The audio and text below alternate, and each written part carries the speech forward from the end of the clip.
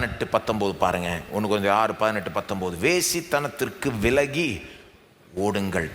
வேசித்தனத்திற்கு விலகி ஓடுங்கள். மனுஷன் செய்கிற எந்த பாவமும் சரீரத்துக்கு புறம்பாய் இருக்கும். வேசித்தனம் செய்கிறவன் எவனோ தன் சுய சரீரத்திற்கு விரோதமாய் பாவம் செய்கிறான். 19 உங்கள் சரீரமானது நீங்கள் தேவனாலே பெற்றும் உங்களில் தங்கியும் இருக்கிற பரிசுத்த ஆவியினுடைய ஆலயமாய் இருக்கிறதென்றும் நீங்கள் உங்களுடையவர் அல்லவென்றும் அறியீர்களா? என்ன சொல்ற பாருங்க. வேசித்தனத்திற்கு விலகி ஓடுங்கள்.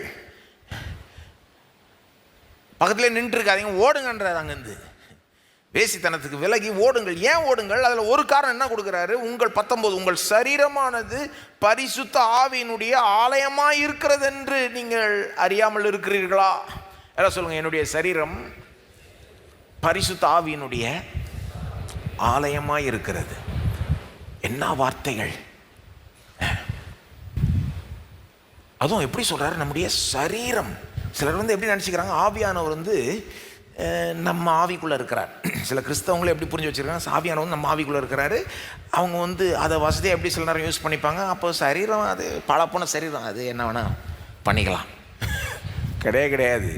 நம்முடைய சரீரம், எல்லாம் சொல்லுங்கள், என்னுடைய சரீரம் பரிசுத்த ஆவியினுடைய ஆலயமாய் இருக்கிறது. நிறைய காரணங்களை பவுல் இந்த இடத்துல கொடுக்குறாரு பாருங்க. அதில் ஒரு காரணம் இது. ஏன் நீ பாவம் செய்யக்கூடாது, ஏன் இந்த வேசித்தனத்துக்கு நீ ஈடுபடக்கூடாது என்பதற்கு ஒரு காரணம் என்னது? நீ பரிசுத்த ஆவியினுடைய ஆலயம். ஆலயம்னா கோவிலுக்கு சமம். இப்போது எல்லா ஊர்லேயும் கோவில்லாம் வச்சுருக்கிறாங்க, எல்லா மதங்கள்லையும். இப்போ அந்த கோவிலுக்கு ஏன் போகிறாங்க? அந்த கோவிலுக்கு போனால் கடவுளுடைய பிரசன்னம் அங்கே ரொம்ப ஸ்பெஷலாக இருக்குதுன்னு நம்பி தானே போகிறாங்க. ஆனால் கிறிஸ்தவர்களிடத்தில் கோவிலுக்கு சமமாக எதுவுமே ஆக்சுவலாக இல்லை. ஒரு பில்டிங்க்கு, ஒரு இடத்துக்கு, ஒரு ஸ்தலத்துக்கு ரொம்ப முக்கியத்துவம் நம்ம கிறிஸ்தவத்தில் கொடுக்கறது இல்லை. நம்ம எங்கே இருக்கிறோம் அந்த பில்டிங் அது முக்கியம்தான், அது கடவுளே நமக்கு கொடுக்குறாரு. ஆனால் அது ரொம்ப முக்கியம் கிடையாது கிறிஸ்தவத்தில். ஏன்னா பில்டிங் கிடையாது, நாம தான் தேவனுடைய ஆலயம். பில்டிங்கை ரொம்ப பெருசாக நினச்சிக்கூடாது. 40 வருஷம் ஒரு பில்டிங்கில் இருந்தோம், வேறு ஏரியாவில். இப்போ இங்கே வந்திருக்கிறோம். இன்னும் கொஞ்சம் காலத்தில் வேறு இடத்துக்கு போவோம். அதெல்லாம் பெருசு கிடையாது. நாம் தேவனுடைய ஆலயம். நாம் தான் அவருடைய பிரசனத்தை கேரி பண்ணுறோம்.